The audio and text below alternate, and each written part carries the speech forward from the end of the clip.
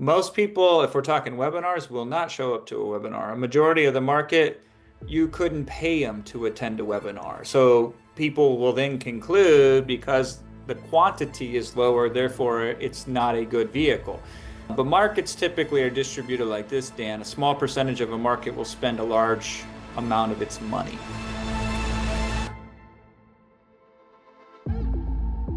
Are you looking for a way to be able to make more sales from your events? Whether you're doing webinars, whether you're doing challenges, whether you're doing masterclasses, and a whole lot more. Well, if so, you are going to love the interview today with guest expert Jason Fladlien, who's done over $100 million in webinars over his career. And it's probably grown by much, much more than that. In our interview today, we're going to cover some of the big mistakes most people make with their events, why to handle objections in the first 5 minutes of your class, clinic, training, webinar, and more. We're going to talk about how to use testimonials over and over and over again in a cool, unique way that actually helps elevate the experience instead of take away from the experience, how to enroll more sales, the psychology of winning and selling, and a whole lot more. Then today's session, this interview is going to be something that you probably will remember for the rest of your life. He's someone I've been grateful enough to know. Jason, how long have we known each other? Maybe overall about 15 years, 12 years, give or take? Yeah, somewhere around there, a long time. Yeah. Yeah. And so we had mutual respect for each other ahead of time. And then we finally got to meet through a good connection of ours, both of us as clients and stuff in Genius Network, and got a chance to kind of observe what each other did. And one thing I can share about the gentleman you're going to get a chance to learn from today is he truly is a scientist matched with art. It's such a unique gift, a unique talent. And also he simplifies the game. He slows the game down, which, if you've been following us for a minute, we talk about, great athletes, great, athletic figures. Usually what they have an ability to do is to simplify and slow the game down when you get into chaos. And he's one of the very rare people to be able to do that in selling, one-to-many selling. In fact, before we even get started, I want to address this right now. If you're serious about learning how to master a craft, influence, sales, persuasion at home with your kids, I encourage you to get Jason's book, and you can go get it on Amazon. All the notes and stuff to be able to get it will be in the links. We'll talk more about this as we go. So Jason, great to have you here. Thanks, brother. Dan, my pleasure. I'm glad to be here. Yeah, so I want to dive right in. A recent post I saw you, and we see a lot of entrepreneurs, right? They have this extreme thinking. It's either or. I'm either going to go one to one, one to many, and you have a very unique approach to that for a lot of things in running a business, growing businesses, et cetera. Speak to that thinking. What's the flaw there, and how can people maybe make that identity shift to be focused on what really is true in business growth today? Yeah, I mean, the only truth is nothing is true and everything is true all at once. So there was an old saying, it's less popular these days, Dan, but back in the day, the cliched was content is king. Remember Oh when yeah. everybody used to say that, right? Oh yeah.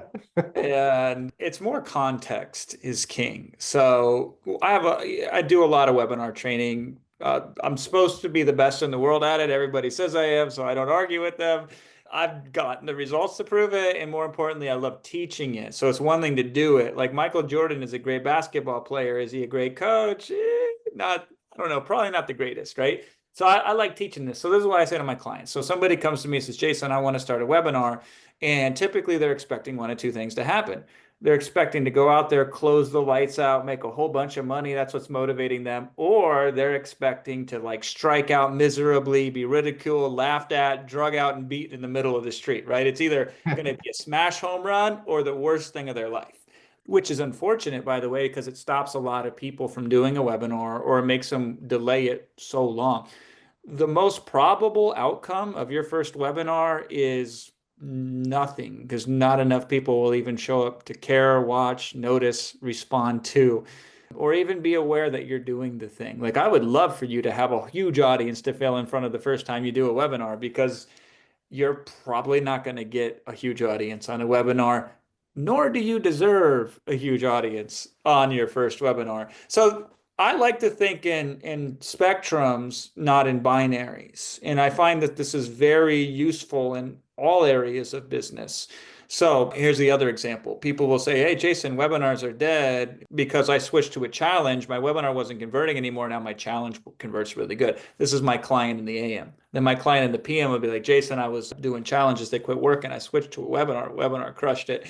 And both of them are thinking it's the media that made the difference, when the reality was it was the switching that made the difference because the market got tired of one, wanted the other. But both of them are concluding the wrong thing, that they think it's the vehicle, when the reality is it's the changing of being predictable and being consistent. And so this either or, either a webinar works or it doesn't work, either a challenge works or it doesn't work, either paid advertising works or it doesn't work. The spectrum is it can work in different shades depending on different context. And the reality is usually it's neither black nor white, it's neither good nor bad. You neither succeed or fail. What you do is try to be directionally correct, and then over an extended period of time, you will be factually correct because you will move in the right direction long enough to wake up one day and be a so-called overnight success. Yeah, and it's so funny you bring that up. I have of it as you're describing it right now, Jason, is, it's a lot like a car, right? You put fuel in the car, and if you don't put more fuel in the car, I've had this happen embarrassingly in my history where the car ran out of gas, and you either push it, or get a tow truck or whatever to get gas, or go to a gas station that's close by and get the thing. And what I feel you're describing in many ways is the key is just keep putting fuel in it, and to a point, like you said, consistency and frequency, if I hear you right, is part of just playing the game to Yeah. become talented at this thing. And it dawns on me, one of the things I heard you say at a presentation over the years, and I believe you'll probably give some good context to this, is that we have to tune into where they're at. First of all, like what type of person will show up for your webinar, right? And then Yeah. I've heard you describe separately, that ideally most people will show up a certain way. And then, and I'm going to leave it open-ended, not fill it, because I want to hear your take on it, is the identity shift that, like, Yeah. you're so gifted at this, like in every conversation, one-on-one, one-to-many, it seems you have a natural gift to connect and really identify where their identity is now, and then make some moves. So speak to those two things contextually, and how people have maybe made mistakes, Yep. recognizing that right up front, and then what can they do to shift that? So this is good because this goes back to the concept of nuance. Most people, if we're talking webinars, will not show up to a webinar. A majority of the market, you couldn't pay them to attend a webinar. So people will then conclude because the quantity is lower, therefore it's not a good vehicle. But markets typically are distributed like this, Dan. A small percentage of a market will spend a large amount of its money. Generally, the mathematics work out to about 7% of an audience spends about 70% of its money. So in most online spaces, the people that spend most of its money prefer to be informed consumers as opposed to ignorant consumers. And so they seek an abundance of information to help them make a decision. So the smallest section of a market is likely to attend the webinar, but it represents the largest amount of its money. And this is what I love about webinars, because I don't do mass market stuff where we reach millions of people and go viral and have giant ad budgets. And most of my clients, if they get to that level, it's because they were excellent doing small things first that became big things. So that's the first part of it. Just knowing that alone, even if you weren't aware of it, it's like, I don't know how electricity works, but I can operate a light switch. So if you do a webinar, you will naturally attract the best part of your market to it. Now, here's the second thing, and this is more important. And I deal with this with clients all the time because they don't even consider it when I talk to them. I'm like, what state of mind is somebody showing up to the webinar in? And you can influence this. But let's just take two examples here. There's evergreen webinars, and then it's more specifically, there's what's called on-demand evergreen webinars. So typically clients will use these in the following scenario. They're advertising on Facebook. It's hard to do live webinars advertising on Facebook because somebody opts in for a webinar 3 days in the future. They forget you, they forget the webinar, they forget themselves, they never show up, right? And so the way you get around that is you do an evergreen webinar, they opt in, and then immediately the webinar is in front of them. So you get them right away, you get in front of them right away. That makes sense, but here's the context. Here's the mindset that person is. You are just one of many options that they're scrolling through.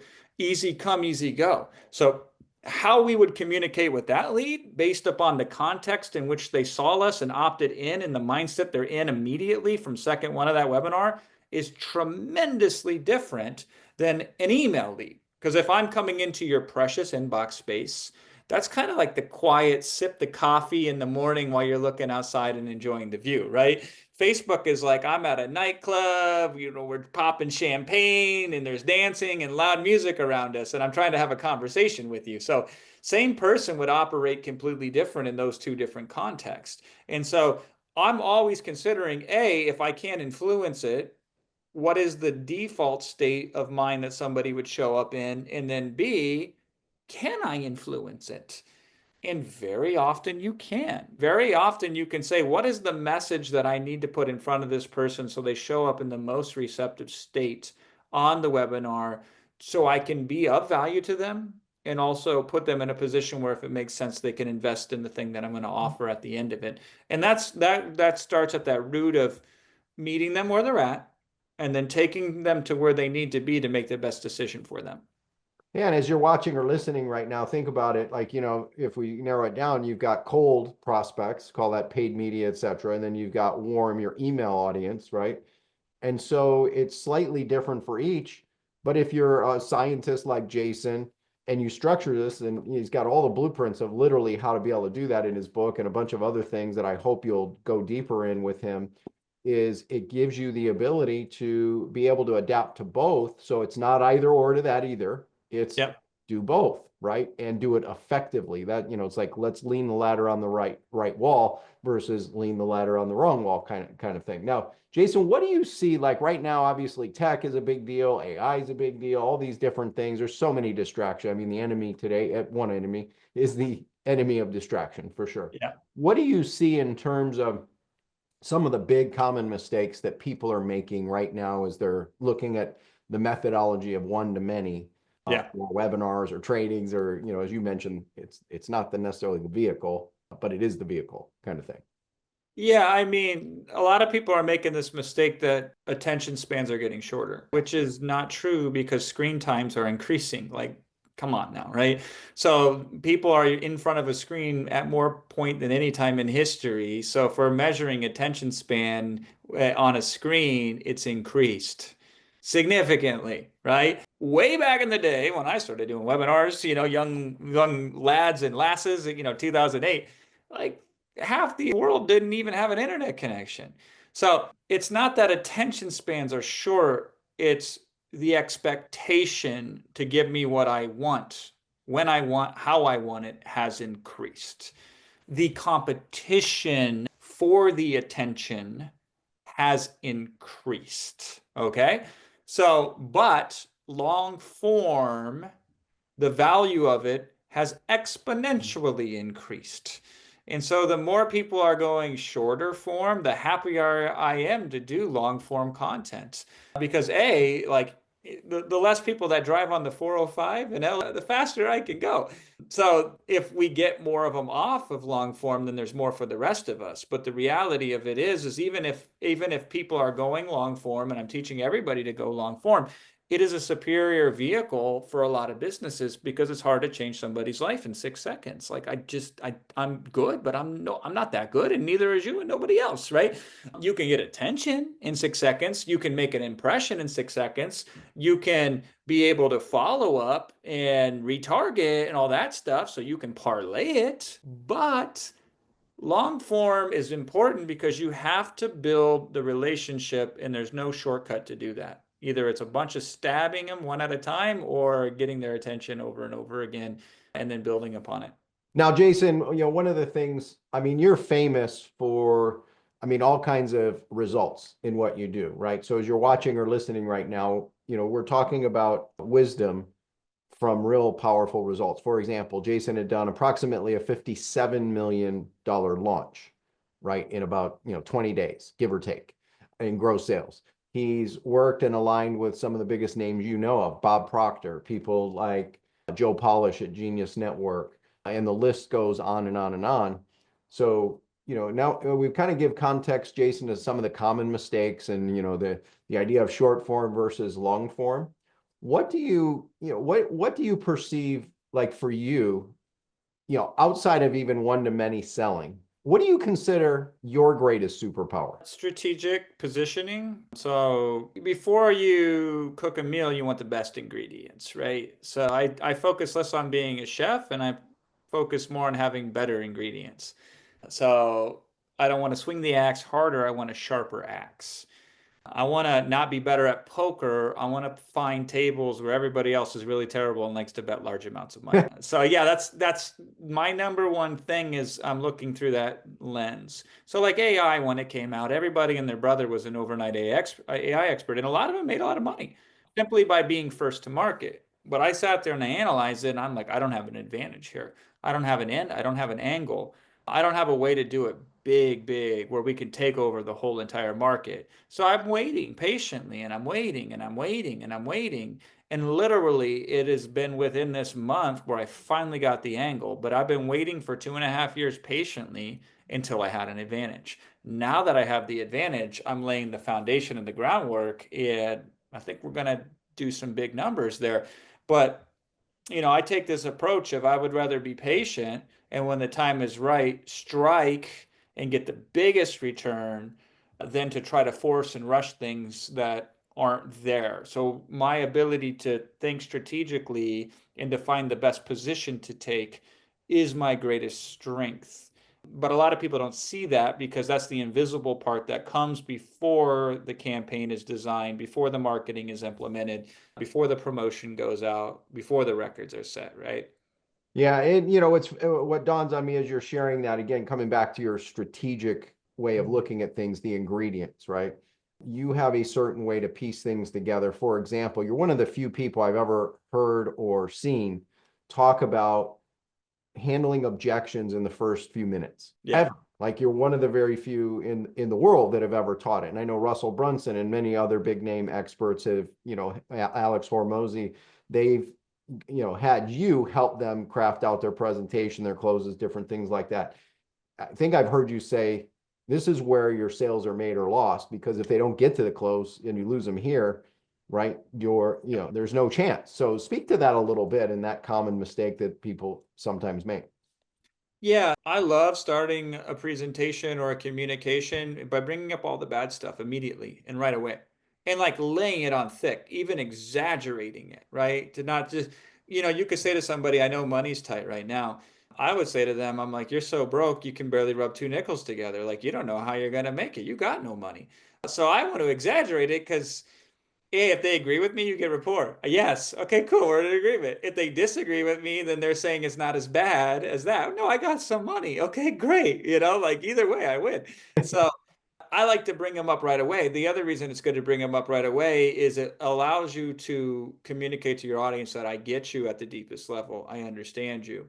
From a framing perspective, it has the utmost amount of confidence that I am confident that even though you have these problems and these issues, that will not prevent you from going forward to getting the result you want. And people will fall in line with that. They will take the cue from the leader, and so you're more likely to influence a result when you do that. It also keeps you honest because you're solving problems at the end of the day. You're not selling products. The product is an extension of the product or problem you solve. And so you got to keep staying focused on the problems. And yeah, as anybody who's studied marketing for more than 2 seconds knows, the desire to get out of pain is significantly greater than to go towards pleasure. So we are always trying to minimize pain, so get rid of the downside, and then the upside will take care of itself typically. So we emphasize less of the upside and we focus more on eradicating the downside, the risks, the issues, the struggles, the problem. But the number one thing stopping somebody from buying something that they want and that's suited for them is a limiting belief. So they will say, hey, listen, I know that it works for you. I know that it works for everybody else on the planet, but it doesn't work for me because I'm a failure. And so anything I do results in failure. So you could have the best product, you could have the most proof, you could have the best presentation, tech stack, blah, blah, blah. But if you don't present it in a way that will unlimit that limiting belief, you will not make that sale 100% of the time. And so by bringing up objections right away and challenges right away, it starts to eat away at the foundation of that limiting belief. And it's just like breaking anything down. If you chip away at the foundation, pretty soon the whole thing will crumble down over time. And so we start chipping at that foundation in the first few seconds, not in the last few minutes. And what dawns on me too, Jason, and I don't know that I've heard you describe it this way fully, but it's been my observation of just watching you do your magic, like your superpower over the years. And that is your ability to connect. I mean, just really connect at a deep level. And then in prep for today, at the time we're doing this, I saw a post you did on YouTube, right? And by the way, all the links to Jason's social media, YouTube, I mean, there's just so much wealth of information there and insights and true wisdom. But you talk about connection. And obviously, today's was related to AI and how you turned, basically we'll call it robotic AI sounding language Yeah. into very simple language. And what I pulled out of that as I listened was connect. Like intuitively, I feel like you're one of the best, which is why you're one of the best in the world, right? Because even the intro, you're kind of describing like the pains you're in is, that old, I think it's a Dan Sullivan quote we've heard, which is, people don't buy from us because they understand us. They buy from us because We understand we them. understand them. Yeah. And that's what you're so good at, right? So speak to that a little bit deeper, because I think, if I am reviewing like my history, in my early years, it was, I'd kind of get to a close and I would, put on the closer's voice, that kind of thing, right? And have to watch out for that. And not that dissimilarly in an opening, I have at times in early years done that too, right? And still evolving and getting better all the time. But you just have this unique gift that you just connect and you keep things simple. So speak to the importance of that for people who are one to many, one to one, just like even just being a good parent, dad, etc. Yeah, it's very difficult. And I struggled so much for many years to figure this out. The world just as a young boy to me never made sense. So I was very socially awkward. I would process too much information. Mm. I didn't find out I had ADHD till I was 35. Dr. Daniel Amen, who I know you know, diagnosed me. He scanned my brain and he was like, "You have PTSD and you have ADHD." And I found that all in one day. And I'm like, damn, okay. So I had a pretty turbulent upbringing, right, as a child. It was very difficult. So the instability of that, the chaos of that, made it very hard for me to feel safe and know how to communicate to other people. So if I wanted to communicate, Dan, what would come natural to most people, I had to learn from the ground up. So that made it harder for me initially. But then I became better at it because nothing came easy to me on it. I was like, okay, let's study the etymological root of this word to understand its meaning, to know when to use it. And I can't even say it because when I look at your face, I become overwhelmed with too much information, right? Even today, it's still a struggle. So, like, if I wanted to have a regular conversation, I had to practice 10 times as hard as the next guy did. That's how I got really good. And so I'm like, okay, if I'm having trouble connecting because I can't communicate, how do I create connection? And then I had to study it. And I didn't just study the regular stuff. I went and started reading psychology books and I started reading books on, empathy and all that kind of stuff and emotional intelligence. And I was like, okay, things that you would get that you would be a 7 out of 10 at, so you would never have to study it or practice it. I'd be a 2 out of 10 at it, but then I'd study it. And I do have an aptitude for study. I'm really good at studying things and I Yes. learn and I can comprehend when I learn pretty quickly. I just have to learn a lot and then I comprehend it very quickly. So I become a 9 out of 10 or a 10 out of 10. So what's a disadvantage at first becomes an advantage later. And so I learned very deeply about empathy and connection because that's what I needed most. And I was able to do that. And I also have this desire, I just feel compelled to protect. And probably again from a childhood experience that I never got protection. I never had anybody have my back.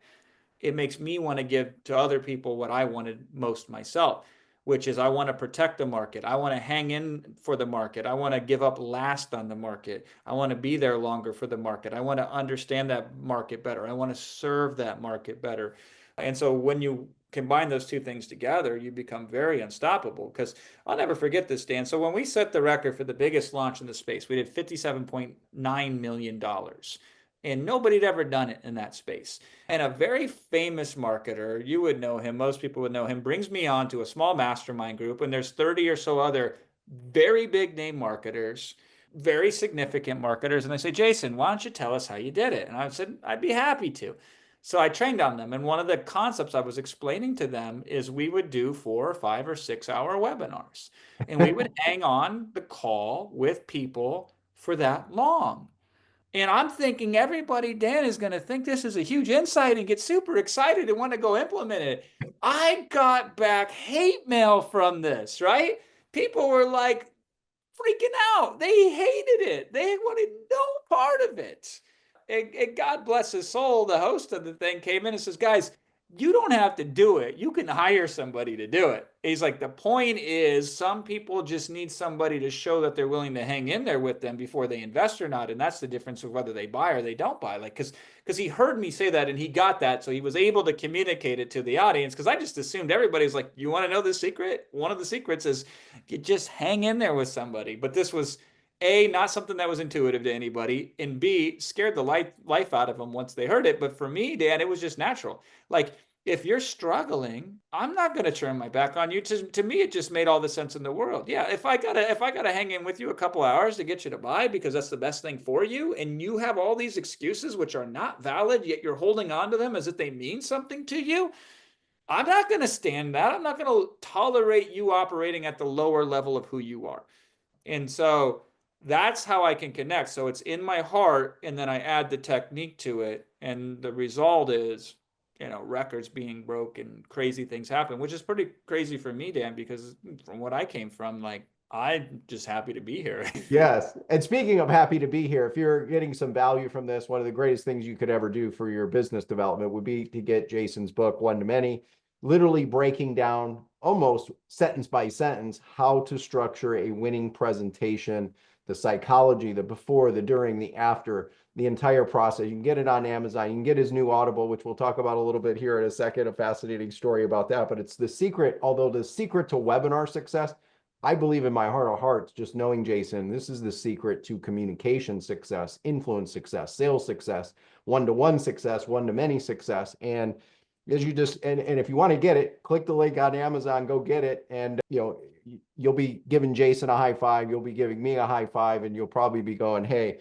that was one of the best books I ever read. There's lots of people, Jason, who talk about, the ultimate sales machine, the late, great Chet Holmes. Holmes, As yeah. in this book, I believe over time will have legacy even beyond that because of Man. how practical it is, where that one, to me, there's a lot of great tactics in it at a higher level. Literally, you break this down, and then you're so good at simplifying why do you do it here, why is this important now. It's just, I mean, it's art and science mixed into one, and simplifies it for you, for me, for all of us. So Jason, as you just brought up what you did, something that dawned on me when you shared the counterintuitive 4 to 6 hour webinar, training, challenge, whatever we call it, right?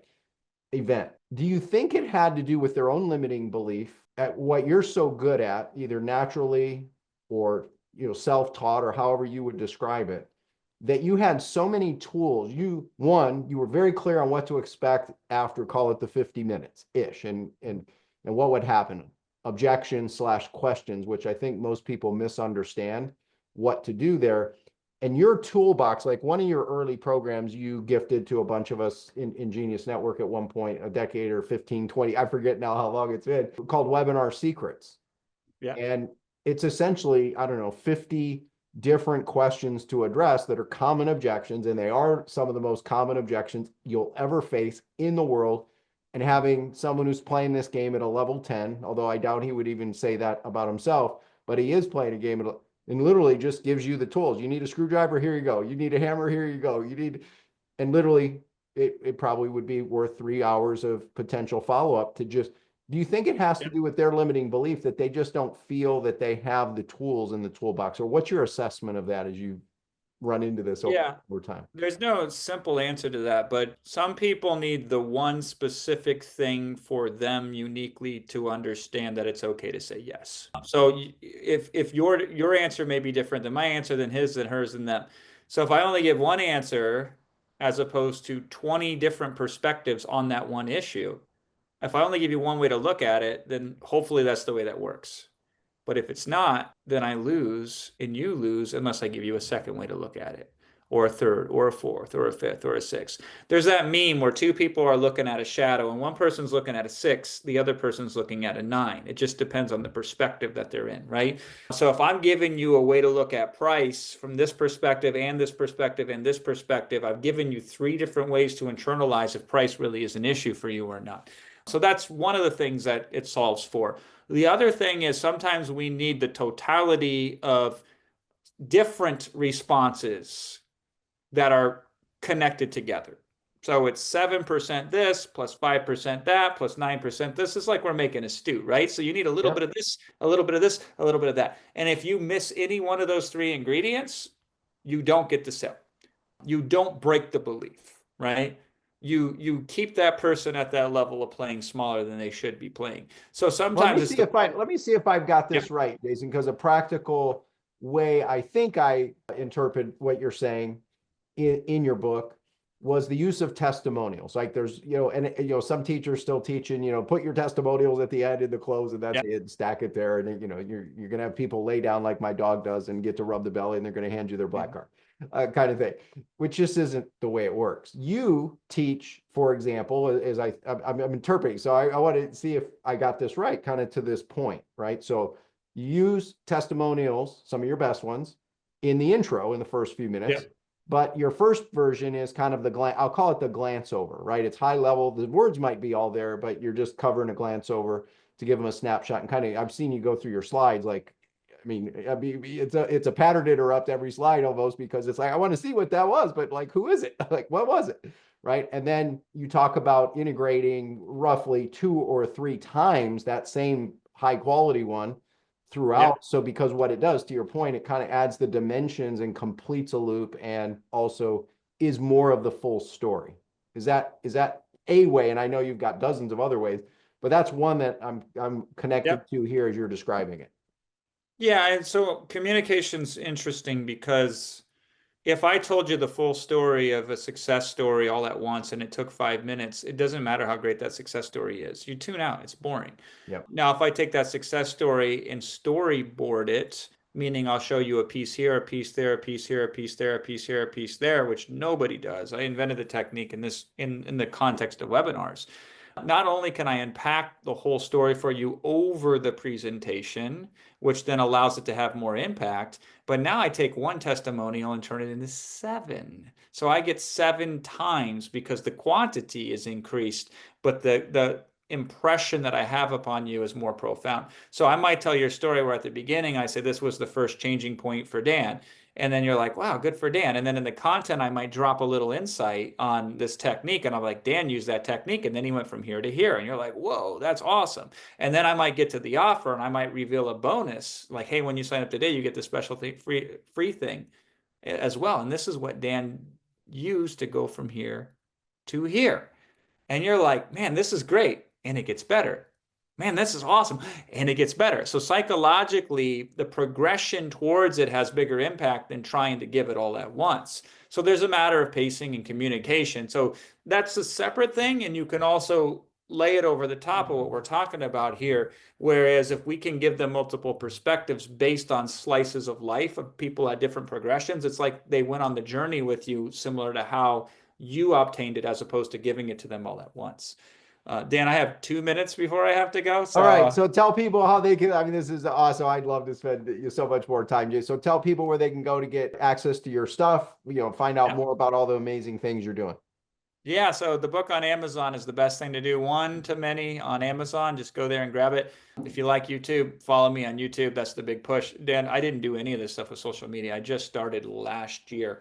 So I'm hungry. I'm out there now because too many guys that I trained got way too famous using my stuff. And now people are like, I wish I would have found out about you sooner, Jason, when they come to me. So I say, we got to fix that. So I'm out there. I'm pushing hard. If you want to learn how to master influence, persuasion, selling one to many, crush it with your webinars, your trainings, your challenges, events, whatever, live on stage, on virtual stages, anywhere in between, I encourage you to go get the book and go deep with what Jason has available to you. Jason, what's something I should have asked you that I didn't? before we wrap up? Ask me how I turned that book into Audible. I pushed one button inside of Amazon and it did it all for me. It just was released on Audible for the first time. It's like a 7 out of 10. It's not a perfect voice, but it was AI. We pushed one button. So How cool is that, right? If you want to learn more about how to do that, we'll have that in the show notes as well, Jason. A pleasure, brother. Great to reconnect with you. you too, Dan. Thanks so much. You bet. So there you have it. I encourage you, go get Jason's book, One to Many. Go deep with the insights, the strategy. Go visit him on YouTube. The links are all down below somewhere here on the page. Maybe it's over on this side or that side. Take action. Go get One to Many. And don't be shocked if you start to get more new appointments, get more new clients, get more conversions, and also just even your spouse says, man, you're just communicating a little bit differently and more in sync. We're connecting more. Jason's got a rare gift. Art and science mixed together, one to many. There you go. Enjoy your day. Seize the day. We'll see you next time on another segment Around the Bike. Bye for now.